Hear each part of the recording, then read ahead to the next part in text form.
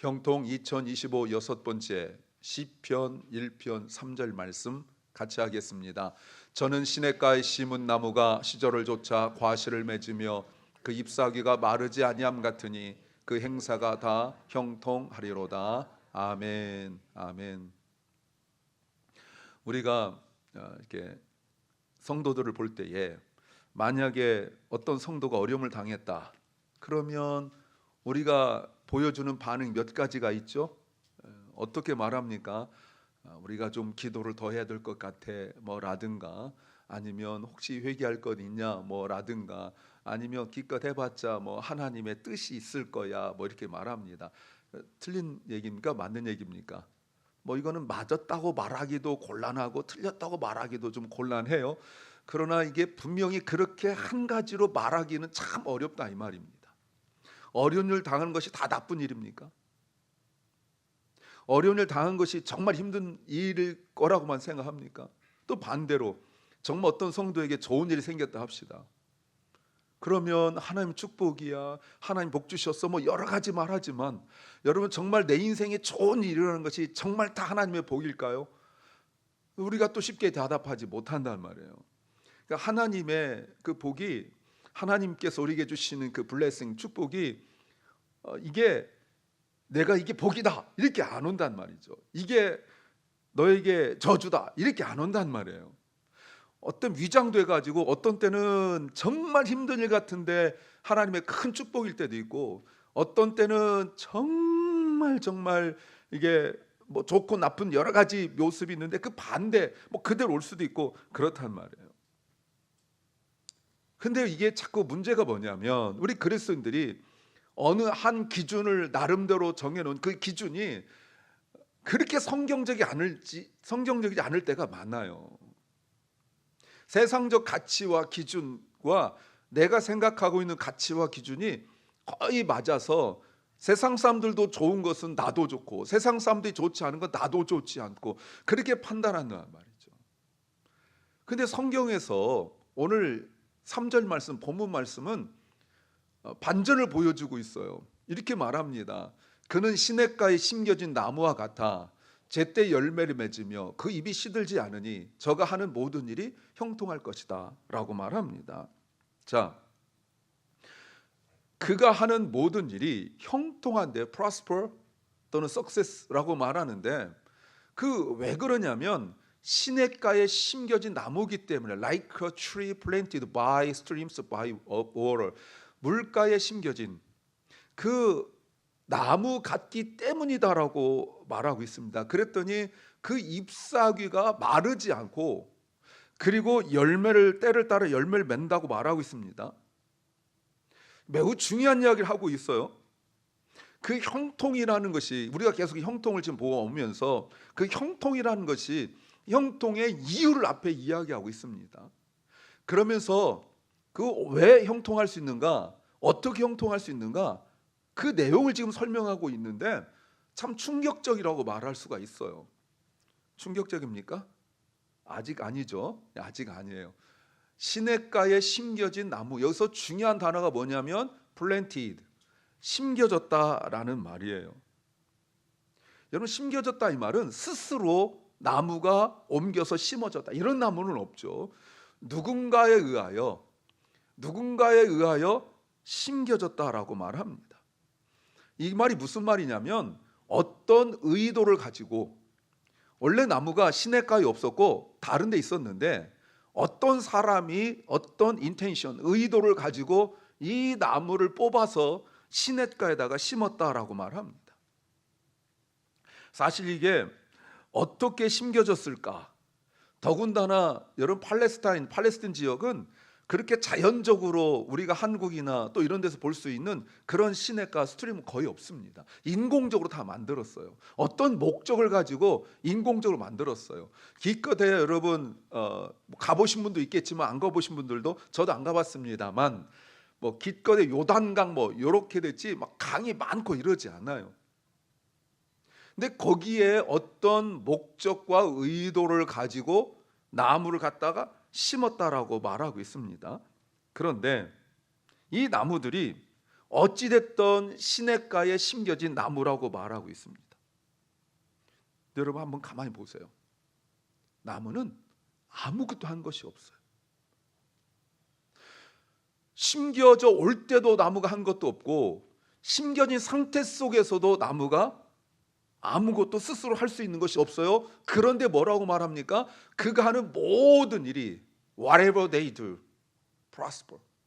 그가 하는 모든 일들이 다 형통하다라고 말합니다.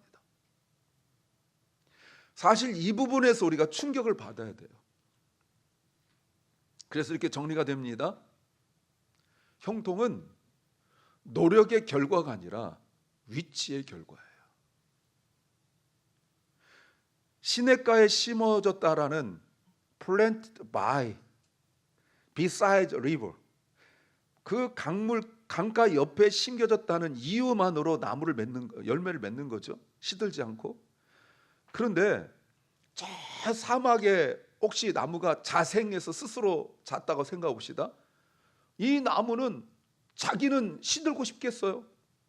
자기는 열매를 맺고 싶지 않지 않겠어요? 열매를 맺고 싶겠죠. 근데 안 돼요. 왜요? 왜 안 됩니까? 안 돼요. 시냇가에 심겨지지 않으면 안 돼요. 우리가 분명하게 확인할 것이 노력이 아니라 그 위치라는 걸 여러분 꼭 기억을 하셔야 돼요. 단 한 이유 하나도 없어요. 그 나무가 품종이 좋다든지, 나무가 잘생겼다든지, 나무가 어떤 거 외적인 거 내적인 거 아무것도 없이 just position, 어디에 있느냐, place, 어떤 장소에 있느냐, 그것에 따라 열매를 맺고 안 맺고, 그것이 success prosperous로 이루어지는 거지 다른 거 없다라고 지금 말하고 있는 거예요. 이게 신약의 빛으로 본다면 성령께서 끊임없이 생명을 공급하는 은혜의 통로로 말하고 있는 거죠. 그래서 우리가 설교를 들으면서 한 가지 분명하게 확인할 것이 무엇입니까? 노력이 아니라니까요. 내가 지금 어디 있는가? 내가 지금 어디 있는가? 이게 매우 중요하다고 말하고 있어요. 그런데 하나 더 확인할 것이 있습니다. 내가 시냇가 옆에 심겨진 것이 내 선택이 또 아니라는 거예요. 나 시냇가 옆에서 심겨주고 싶어가 아니라 전적으로 우리 기독교 용어로 하나님 은혜다라고 말할 수 있는 겁니다. 여기에 우리가 동의를 해야 돼요. 어떤 나무인들 시냇가 옆에 심겨지지 않고 싶은 나무가 어디 있겠어요. 그래서 우리 그리스도인들의 은혜의 시작은 어디에 있느냐? 우리 그리스도인들이 은혜를 받았다라고 말할 때 다른 것이 아니라 내가 어디 있느냐부터 시작하는 거지. 우리가 믿음이 약해지면 은혜를 받았다고 말하는데 자꾸 그 은혜가 어떤 행위의 결과로 말해요. 어떤 행위의 결과로. 노골적으로 좀 말씀드리면 우리가 그리스도인 된 것, 우리가 이 자리에 있는 것, 이 자체가 은혜의 시작이지, 내가 무슨 노력을 했더니, 내가 어떤 수고를 했더니 은혜 받았다, 이거는 정말로 상관없는 얘기예요. 어느 정도까지 은혜 받는 거예요? 우리가 찬양할 때 목소리 데시벨을 어느 정도 높여야 은혜를 받는 거예요? 내가 기도를 할 때 어느 정도 소리를 고래고래 질러야 은혜를 받는 거예요? 아니란 말입니다. 이미 하나님의 선택에 의하여 광야에서 그냥 죽어야 되는 그런 나무가 어떤 과정과 그리고 어떤 이 내용들을 통하여서 내가 다른 곳이 아닌 시냇가에 와서 planted, 심겨졌다는 사실 하나만으로 은혜의 시작이라는 것, 여기에서부터 우리의 진정한 은혜는 받을 수 있는 거예요. 만약에 시냇가가 하나님의 옆이라면 이것은 단지 단순한 이동만은 아닙니다. 성령의 역사로 우리가 은혜의 자리에 심겨졌다는 의미예요. 그래서 사랑하는 성도 여러분, 내가 스스로 하나님 옆으로 왔다고 착각하지 마세요. 내가 뭔가 노력을 하고 내가 뭔가 있기 때문에 하나님 옆에 왔다고 착각하지 마세요. 전적으로 하나님의 은혜이고 전적으로 하나님의 주권임을 믿습니다. 하나님이 나를 선택하셔서 광야에 있는 모든 나무를 다 뽑아서 시냇가에 심은 것이 아니라 그 광야에 수많은 나무들이 있는데 나를 뭘 보고 선택했는지 모르겠으나 나를 선택하여 뽑아다가 시냇가 옆으로 심으신 거예요. 그래서 시냇가가 하나님이라면 만약에 하나님께서 우리를 하나님 곁으로 뽑아서 우리를 옮기지 않으셨다면 누구도 하나님 곁으로 올 수 없어요. Nobody come to God. 이게 하나님의 은혜예요. 그럼 생각해 보세요. 과정이 쉬웠을까요? 언제 하나님이 무슨 일을 나에게 행하실 때 설명하고 동의를 구하고 기다리고, 물론 그렇게도 하십니다. 물론 그렇게도 하세요. 물론. 그런데 하나님께서 우리를 광야에서, 익숙한 광야에서 뽑아다가 시냇가로 심을 때 어떤 사람에게는 칼로 가슴을 찌르듯 아픔을 겪어야만 오는 사람이 있어요. 어떤 사람은 하늘이 무너지고 땅이 꺼지는 것 같은 그 절망과 고통을 겪어야 하나님 앞에 오는 사람이 있어요. 어떤 사람은 내일이 없는 것처럼 정말 내가 이제 할 수 있는 것이 아무것도 없구나 라는 그 어마어마한 그 아픔을 겪고 하나님 옆으로 올 때가 있어요. 물론 아무것도 모른 채로 그냥 온 사람도 있지만 많은 경우에 그래요. 이 과정을 통과하여 지금 내가 시냇가, 즉 하나님 곁으로 옮겨진 줄로 믿습니다. 그러면 중요한 질문이 있어요. 왜? 여러분, 이게 중요하잖아요. 왜 옮기셨어요? 성경이 오늘 본문에서 말하고 있는 이유는 열매를 맺기 위하여라고 말씀하세요. 시절을 따라, 계절을 따라 열매를 맺기 위하여, 이게 중요하죠. 근데 우리가 하나 더 생각할 게 뭐냐면 열매를 맺는 것은 결과가 아니라는 겁니다. 열매를 맺는 것이 결과가 아니라 상태의 표현이에요. 시츄에이션의 표현이지 그것이 열매를 맺게 하기 위하여가 아니라는 거예요. 무슨 말이에요? 우리가 시냇가 옆에 있으면 저절로 열매를 맺는 거지, 시냇가 옆에 있기 때문에 때가 되어 열매를 맺는 거지, 그게 목적이 아니라니까요. 그 열매를 맺어서 그저 구경하는 거라면 관상용으로 괜찮지만 이 열매에 어떤 목적이 쓰이는 바가 있다면 이 열매는 목적이 아니라고요. 열매를 가지고 어떤 뭔가 있다는 거 아니겠어요?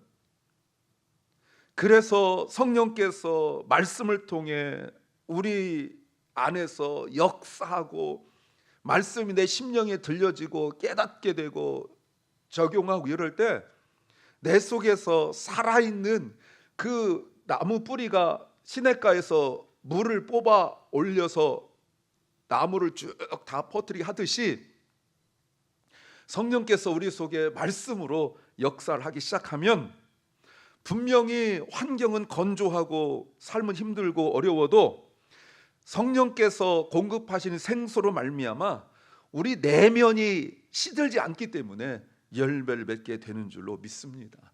이게 끊임없는 성령의 공급하심이고, 이게 끊임없는 시냇가 옆에 심겨진 나무처럼 물이 공급되는 거예요. 이 은혜가 있는 줄 믿습니다. 그렇다고 해서 나무가 야 지금쯤 내가 그냥 열매 맺을까? 이게 아닙니다. 분명히 그 나무의 품종에 따라 계절에 그 맞는 때에 열매를 맺을 거 아니에요. 근데 열매를 맺을 때 잎사귀가 시들지 않는다고 말합니다. 싱싱하다는 거죠. 아까 말씀드렸지만 분명히 환경은 좋지 않습니다. 그런데 시냇가에 있다는 그 단 하나 이유만으로 이파리가 시들지 않고 열매를 맺는 거죠. 단 한 가지 조건이 뭐라고요? 시냇가에 심겨져 있다는 단 한 가지 이유, 다른 거 하나도 없어요. 아무리 그 나무를 분해를 해보고 그 나무를 아무리 연구하고 해도 그 나무에게서는 아무런 이유를 찾을 수가 없어요. 여러분, 내가 형통한 이유, 내가 잘 되는 이유, 내가 그래도 감사하고 기쁜 이유, 나를 아무리 분석해봐도 안 나와요. 근데 우리 인생들은 믿음이 약하면 자꾸 사람에게 보아요. 왜 이렇게 힘들어요? 그러니까 자꾸 자기를 보는 거예요.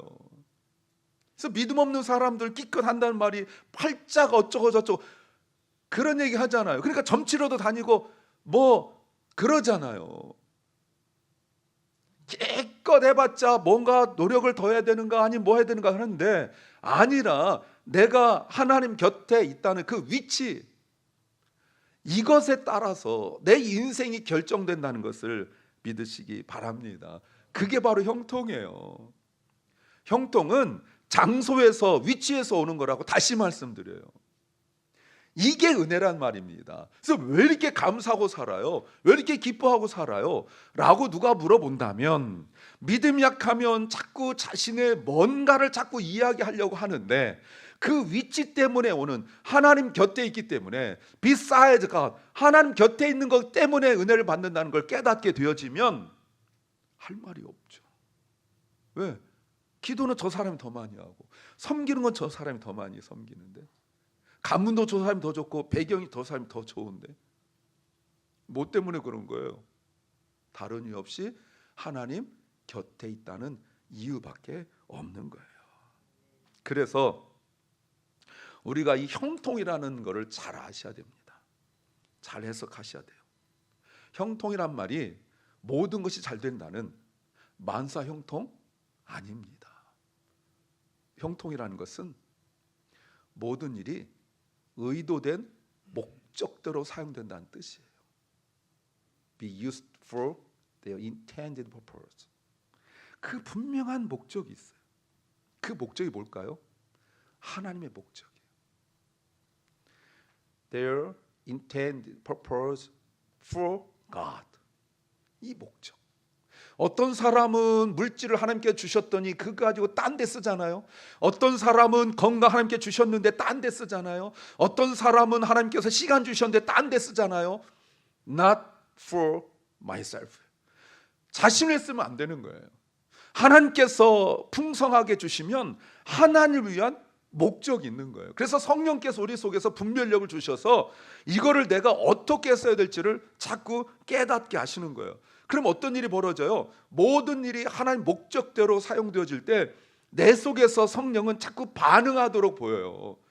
눈에 보이는 어떤 수치로 보여지는 건 아닙니다. 그러나 내 속에서 자꾸 성령이 하나님의 목적에 맞게 움직이도록 마음에 감동을 주신다고요. 여러 가지 계기가 있을 수 있어요. 내가 들었기 때문에, 내가 보았기 때문에, 또는 내가 느꼈기 때문에 여러 가지 과정을 통하여 들어오지만 내가 거기에 맞는 그 목적대로 쓰여지게 되는 거예요. 그래서 하나님의 말씀 안에서 우리가 지나게 될 때 삶의 디렉션, 방향도, 우리의 아이덴티티, 정체성도, 우리 월드뷰 세계관도, 우리의 모든 그 가치관도 그래서 정해져요. 그러니까 돈 쓰는 것이 분명해지잖아요. 시간 쓰는 것이 분명해지잖아요. 누가 뭐라 한들 거기 쓰잖아요. 여러분 그런 사람 있죠? 앞뒤 저는 꽉 막힌 사람 봤잖아요. 누가 무슨 말도 안 됐잖아요. 그래서 우리가 주변에 뭐라고 저 사람 말해도 소용없어. 지 고집대로 이렇게 말하잖아요. 근데 고집보다 더 센 게 뭐예요? 은혜입니다. 하나님의 은혜로 딱 받게 되면 하나님의 목적대로 쓰면 무슨 기준, 무슨 원칙, 어떤 환경이 되어도 하나님께서 나에게 주신 목적대로 써요. 선경금을 하고 선교사 후원하고 어려운 사람 돕고 하는 그런 일들 말이죠. 우리가 성령 안에 있으면 성령께서 우리 속에서 그렇게 하나님의 목적대로 사용할 수 있도록 우리 역사하시는데 그것이 무엇이냐면 의미 있는 삶이라고 말하는 겁니다. This is a meaningful life. 이게 의미 있는 삶이에요.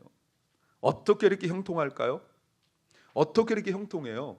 성경이 우리에게 말씀하고 있는 단 한 가지 이유 2절입니다. 2절 같이 한번 읽어볼까요? 2절 같이 합니다. 시작. 오직 여호와 율법을 기뻐하여 그 율법을 밤낮으로 묵상하는 자로다. 네, 그 말씀을 딜라이트, 기뻐하여서 뭐 한다고요? 말씀을 밤낮으로, 하루에 딱 한 번이 아니라 어쩌다 생각나서가 아니라 오늘 했던가 이게 아니라 밤낮으로 묵상하고 있다고 말하고 있어요. 너무 간단하지 않습니까? 어떤 복잡한 원리나 복잡한 내용이 아니라는 거 아니에요? 말씀 묵상이 뭐냐? 이렇게 말할 수 있어요. 잘 들어보세요. 말씀 묵상은 삶과 연결된 내면의 호흡이다. 제가 만들어 놓고도 여러분 제가 설교 준비할 때 이런 거 나오면 혼자 감격하고 내일 빨리 가서 얘기해야지 막 이 생각밖에 없어요. 예. 요거 이제 가서 학생들한테 써먹고 막 이럽니다. 보세요. 여러분 저도 1984년 1월 뭐 요때부터 말씀 묵상을 시작했습니다. 제가 말씀 묵상 강사도 하고 이래요. 말씀 묵상 가르치기도 하고 이렇게 합니다. 그런데 많은 분들이 말씀 묵상하면 방법만 배우려고 해요. 근데요, 말씀 묵상은 우리의 삶과 연결된 묶여있는 tie to life, 묶여있는 우리의 내면의 호흡이에요. 말씀 묵상이 되어지면, 내면 호흡이 되어지면 우리 내면에서 시냇물 흐르듯이 흐르게 되고 고여있는 물은 썩지 않듯이 우리 영이 맑아져요. 그 영혼이 썩은 사람들 아십니까? 왜 그래요? 고여 있어서 그래요. 고여 있는 물은 썩을 수밖에 없어요. 인생이 썩고 마음이 썩고 영이 썩어요. 저 세상 사람들 말하는 거 아닙니다. 교회 다닌다는 사람들 두고 하는 말이에요. 그 영이 썩어요. 냄새밖에 안 나요. 근데 그것이 흘러가게 하려면 말씀을 묵상하는 것밖에 없어요. 내면이 물이 흐르고 말씀이 흐르고 성령이 흐르면 시들지 않고 열매를 맺죠. 영혼이 시들지 않아요. 여러분 영혼이 시들지 않은 사람들 보이십니까? 인생이 시들지 않아요. 하나님의 때에 하나님께서 필요하신 열매를 맺어요. 그러면 이것이 나의 목적이 아니라 하나님의 기쁨이 된다는 거예요. 그래서 이렇게 말합니다. 형통은 내면에서 시작된 열매예요. 내면에서 시작된 열매. 눈에 보이는 것 전부가 아니라는 거예요. 시냇가에 심겨진 나무가 때를 쫓아 열매를 맺는 것이 열매만 보지 말란 말이에요. 광야에 있던 나무가 꽃피워서 어떤 그 가슴 아프고 힘들고 눈물 나는 과정을 통하여 시냇가 옆에 다 심겨졌는데 그때부터 이 나무가 살아나기 시작한다고요. 광야에 있을 때는 내 힘으로 어떻게든지 살아봤어요. 뙤약볕 밑에서 물은 없지. 뿌리를 막 뻗어보고 뭐 이렇게 해도 막 살까 말까지 이런단 말이에요. 그런데 시냇가 나무 심겨지고 되니까 내 속에서 나무 속에서 물이 샘솟아 오르면서 열매를 딱 맺는데 아까 나무를 연구해봤자 소용없는 것처럼 그 열매를 아무리 연구해도 소용없어요. 그 열매가 맺었다는 것은 내면이 살았다는 거잖아요. 그 내면이 살아있는 것은 다른 이유 없습니다. 위치 때문에 그런 거예요. 말씀 묵상은 내 내면을 살아 움직이게 만들어요. 물론 그 맛을 알 때까지 시간이 걸리고 노력이 필요하기도 합니다. 어마어마한 시간이 필요하고 어마어마한 노력이 필요해요. 그런데 정말 이것을 간절하게 원한다면 이 정도의 노력은 해야 하지 않을까요? 그런데도 우리는 교회를 다니면서도 예배를 드리면서도 내 영혼이 갈급하고 찬양과 기도가 그렇게 감동이 없는데도 그냥 살아가고 있어요. 그 예배를 사모하고 그 예배에 대한 갈망이 내 속에서 없어져서 영혼이 시들어가고 있는데 그걸 몰라요. 시냇가에 심겨진 나무처럼 살지 못하고 있죠. 왜요? 말씀 묵상이 이루어지지 않기 때문에 그래요. 대부분의 성도들 말씀 묵상 뭔지 압니다. 우리 교회도 말씀 묵상을 정말 중요하게 여겨서 말씀 묵상 책을 구입을 하고 새벽마다 제가 말씀 묵상 본문에 준해서 설교를 하고 줄 설교와 달리 그거는 여러분 새벽 설교치고는 좀 길게 하지만 제가 모든 구절을 거의 다 설명을 해줍니다. 아주 깐깐하게 합니다. 그런데 실제로 쉽지 않아요. 머리는 복잡하고 마음은 산만하고 왜 이렇게 할 일들은 그때만 딱 이렇게 눈에 보이는지, 또 빨리 뛰어나갈 일이 얼마나 많은지, 콰이어 타임이 아니라 퀵 타임이 되고 말죠. 그래서 점점 영혼은 무감각해지고 말씀을 펴고도 그냥 있는데도 그냥 살아가요. 아니면 기껏 생각한다는 것이 이제는 죄책감, 길티밖에 없어서 내가 뭔가 잘못되었나? 난 부족한 사람인가? 그런 생각밖에 없죠. 그러다 보면 말씀 묵상이 의무가 되거나 아니면 잊혀져 버리기도 해요. 심지어 저는 일반 성도들은 거의 말씀 묵상 세미나 하지 않습니다. 저는 목사님들과 사모님들만 해요. 근데 목사님과 사모님들조차도 말씀 묵상에서 강의하고 가르치다 보면 스스로를 위선자로 여기는 분 많습니다. 왜냐하면 제가 목사님들한테 늘 강조하는데 말씀 묵상이 자기를 위하여 먼저 이루어져야 되는데 대부분의 목사님들이 다 누구를 위한 묵상을 해요? 성도들을 위한 묵상. 그러니까 말씀 묵상이 하나님과 나와의 관계에서 내면 호흡이야 돼야 되는데 이게 내면 호흡이 아니라 다 써먹으려고만 말씀 묵상을 해요. 가르치려고만 하고 성도들에게 뭔가 얘기해 주려고만 묵상해요. 그러면 여러분 어떤 일이 벌어지는 줄 아세요? 목사님이 영혼이 시들어가요. 그런 목사님들 몇 명 있습니다. 많다고 말하면 함부로 말 안 되니까 몇 명 있어요. 몇 명. 자기 영혼이 시들어가고 있는 걸 몰라요. 말씀 묵상이 이루어져서 그 말씀이 성령으로 자신의 내면을 채우고 그게 차고 넘쳐서 오버플로잉 되어서 이게 흘러 넘쳐서 성도들에 가야 되는데 자기 영혼이 지금 말라 비틀어져 있는 상태를 몰라요. 그러니 여러분 어떤 일이 벌어져요?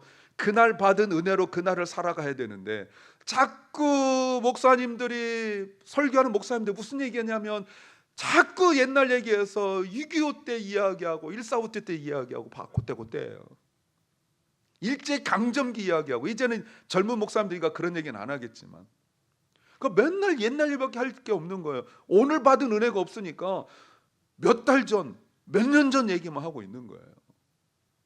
오늘 받은 은혜로 오늘 살아가야지 How dare 어떻게 옛날 얘기를 하냔 말이에요. 그러니까 자꾸 그러다가 성경에서 뭔가 발견하면 그것 가지고 대단하다고 생각하고 무슨 단어 뜻 하나 찾아내면 막 이야기하고 막 그래요. 성경을 좀 안다 하는 사람들이 갖고 있는 고질병 중에 하나가 바로 이거예요.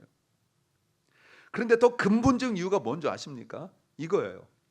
근본적 이유는 우리는 여전히 자기 힘으로 형통을 이루려는 본성을 가지고 있어요. 경향을 가지고 경향을 가지고 있어요.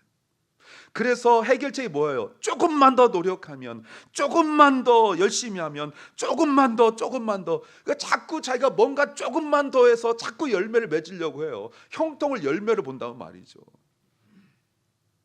말씀 묵상뿐이겠어요? 주님을 위한다는 모든 일의 대부분 구호가 조금만 더 열심히 하나님의 일을 한다는 모든 것이 조금만 더 열심히 이게 회사입니까? 그렇다고 그러면 아무것도 하지 마라 그렇게 반응 보이지 말라고 그랬잖아요. 그러면 나 아무것도 안 할래 그렇게 하지 말라고 그랬잖아요. 그게 아니란 말이에요. 뭐예요? 자기 영혼이 점점 시들어가고 말라 비틀어져 가고 있는 사실을 모르고 살아가고 있다는 것이 가장 큰 문제예요. 그러니 자꾸 다른 것으로 채우려 하죠. 자꾸 다른 것을 채우려 한단 말이에요. 이게 뭐예요? 이게 함정이라고요. 얼마 전에도 어느 목사님하고 얘기를 했어요. 제가 자꾸 말씀드리지만 제 목사님들 좀 가까운 분들 만나면 질문하는 게 몇 가지가 딱 정해져 있어요. 말씀 묵상 어디 했느냐, 책 뭐 읽느냐, 뭐 읽었다, 그 내용이 뭐냐 이렇게 물어보고, 무슨 기도 제목 있느냐 이거 물어보고, 다른 거 안 물어봐요. 요즘 축구하냐 이런 거 안 물어봅니다. 요즘 당구 치냐, 제가 그런 거 물어보겠어요? 그런 거 안 물어봅니다. 이런 거만 물어봐요. 여러분, 그런데 늘 대부분의 목사님들이 대답하는 것이 거의 다 조금만 내가 더 노력하면, 하나님 안에서 주시는 그 위로와 평안과 그 풍성함을 맛보지 못하니까 내가 뭔가 조금만 더 노력하면 그러죠. 오늘 본문의 구조가 아주 비슷한 본문이 성경에 두 군데가 나와요. 이 본문을 좀 비교해 보면 오늘 말씀하고자 하는 것이 무슨 내용인지 좀 더 분명히 압니다. 예레미야 17장 7절 8절 말씀해 보겠습니다. 그러나 여호와를 신뢰하고 여호와를 의지하는 사람은 복을 받을 것이다. 8절, 그는 물가에 심은 나무 같아서 그 뿌리를 시내까지 뻗치니 더위가 와도 두려워하지 않으며 그 잎사귀가 푸르고 가문해도 염려하지 않으며 열매 맺기를 그치지 않는다라고 말해요. 여러분, 이 사람이 누구라고요? 8절 그가 누구예요? 7절을 다시 한번 보여주겠어요? 7절 보시면 여호와를 신뢰하고 여호와를 의지하는 사람이에요. 이게 물가에 심겨온 거란 말이에요. 이게 노력입니까? 부부 사이에는 노력을 해야 돼요. 부부 잘 들으세요. 부부 사이는 노력을 해야 돼요. 더 내 배우자를 신뢰하고 더 의지하려고 노력을 해야 돼요. 그러나 하나님에서는 노력이 아니라 행위가 아니라 위치예요. 하나님 안에 있는 거예요. 그게 말씀 묵상이란 말이에요. 요한복음 말씀 보겠습니다. 요한복음 15장 4절 5절입니다. 4절, 내 안에 거하라 나도 너희 안에 거하리라. 가지가 포도나무에 붙어있지 않으면 스스로 열매를 맺을 수 없는 것 같이 너희도 내 안에 거하지 않으면 열매를 맺지 못하리라. 5절, 내가 곧 포도나무이고 너희는 가지들이니 그가 내 안에 거하고 내가 그 안에 거하면 그는 많은 열매를 맺으니 이는 나를 떠나서는 너희가 아무것도 할 수 없기 때문이다. 아멘. 어떤 사람이에요? 그리스도 안에 거하는 사람이에요. 그리스도 안에 거하는 것이 노력입니까? 가지가 젖붙인다는 얘기거든요. 내가 스스로 나를 자르고 내가 저 나무에 묶어서 나를 칭칭 묶는 겁니까? 이건 세상 종교를 말하는 거예요. 기독교는 관계예요. 시냇가에 심어진 나무가 이제 신약이 들어오면 예수님으로 구체화되죠. 말씀을 묵상하고 예수 그리스도를 통하여 하나님과 연결된다고요. 하나님과 연결되어지면 지속적으로 그 생명을 공급받게 돼요. 예수 그리스도 안에 우리가 있을 때 우리는 생명을 공급받아요. 예수님이 우리가 스스로 갈 수 없기 때문에 예수님이 자신의 육체를 찢으시고 우리의 손 붙들고 하나님 앞으로 우리를 인도해 가신 거예요. 예수님이 십자가의 순종과 은혜로 우리를 하나님 곁으로 인도하셨고 하나님께 가까이 갈 수 있도록 우리를 붙잡아 인도해 가시는 거죠. 우리가 그 은혜를 알게 하여 때때로 주님이 우리를 가지치기도 하시고 연단도 하시면서 가는 거예요. 이걸 근데 우리가 이해를 못해요. 책 하나 소개할게요. 이 책이 이제 다음 달에 우리가 소개할 책입니다. 다음 달, 이번 달 아니고 다음 달 소개할 책인데, 틈입하신 하나님, 말이 좀 어렵죠. 그런데 그 영어에 보면 The Divine Intro라고 나와 있어요. 이분 책을 좀 이렇게 좀 볼 필요가 있어요. 여기 있는 내용 제가 감동받아서, 하나님이 우리를 약하게 만드셔서 하나님 나라를 섬기게 하신다. 우리 자신도 상상하지 못했던 모습으로 만드신다. 우리라면 절대 선택하지 않았을 곳에 우리를 두신다. 하나님이 이렇게 하시는 이유는 그 종들에게 고통을 주시기 위해서가 아니라 스스로 할 수 있는 것보다 더 큰 목적을 위하여 그들을 사용하시기 위해서다.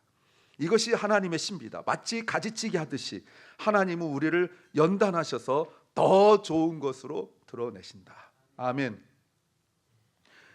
이게 기독교의 신비예요.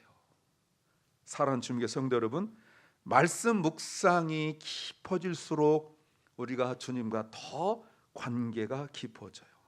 우리의 내면이 그리스도로 연결되어 있는 것을 확인한 행위가 바로 말씀 묵상이에요. 그래서 이렇게 말할 수 있습니다. 말씀 묵상은 지식이 아니라 생명의 호흡이다. 교회 좀 다니고 말씀 묵상 좀 배우고 뭐 또 뭔가 이렇게 훈련받는 사람들은 안타깝게도 이 생명의 호흡이 아니라 자꾸 지식으로 무너져서 지식으로 가서 뭔가 목사가 더 자기보다 더 많이 알고 내가 깨닫지 못한 걸 얘기해 주면 와 이러지만 그렇지 않으면 별로 감각이 없어요. 식당을 갔다 합시다. 음식 솜씨 좋으신 어머니들 식당에 갔는데 요리사가 딱 나왔는데 나보다 맛이 별로인 것 같다. 감동을 안 받죠. 말씀 묵상은 그런 게 아니에요. 말씀 그 자체에서 주시는 축복과 위로가 있어요. 그렇다면 이렇게 말할 수 있습니다. 존재가 그 다음 거 보시면 말씀 묵상은 내 존재가 그 말씀에 젖어 사는 상태예요. 단순히 성경 읽기가 아니라고요. 와닿는 구절에 동그라미 치는 것이 아니라 내 존재가 말씀에 완전히 젖어 살게 되는 거예요. 그러다가 내 생각이 변하고 말이 변하고 판단이 변하고 가치와 기준이 말씀으로 변하여 비로소 그때부터 살아 움직이기 시작하는 거예요. 예전에 저 신학교 다닐 때 우리 설교학 교수님은 나와서 한 사람씩 설교하는데 딱 설교하면 교수님 그러셨어요. 자네 어느 교회 다니는가? 어떻게 하세요? 똑같아. 목사님하고 자기 담임 목사님하고 설교하는 스타일이나 내용 구성이 똑같아. 그래서 설교학 교수님이 딱 아셨어요. 자네 어느 교회 다니지? 이렇게 아셨어요. 우리가 하나님 말씀을 왜 묵상해야 되냐면 그렇게 하나님을 닮아가야 되기 때문에 그래요. 말하는 것이 주님 닮았고 생각하는 것이 주님 닮았고 판단하는 것이 주님 닮았고 그럴 때 성령께서 우리 속에서 역사하시잖아요. 그때 형통은 밖에서 열매가 아니라 우리 내면에서부터 시작하여 열매는 드러나는 것입니다. 그러므로 당장 보이지 않아도 조금만 더 말씀 안에서 기다리시면 말씀으로 채워지면 열매는 맺어요. 그러면 하나님 안에서 모든 일이 헛되지 않을 것입니다. 하나님은 때로는 우리 실패를 통하여서도 우리 아픔을 통해서도 하나님은 역사하세요. 그렇지 않으면 고집세고 완악하고 자기밖에 모르는 그 자아가 깨지지 않기 때문에 하나님께서 이런 과정을 통하여 깨트리신다는 것입니다. 지금 건조한 시기라고 지금 모든 것들이 답답하다고 포기하지 마세요. 그럴수록 말씀을 붙들고 그 말씀의 풍요로움을 묵상하세요. 그러면 하나님께서 역사하실 줄 믿습니다. 사랑하는 여러분, 겉이 시들어 보여도 괜찮아요. 내면이 살아있으면 열매는 맺혀지고 다시 살아날 줄로 믿습니다. 그래서 하나님의 선하신 목적대로 우리의 모든 전 인생이 귀하게 쓰임받기를 주의 이름으로 축원합니다. 아멘.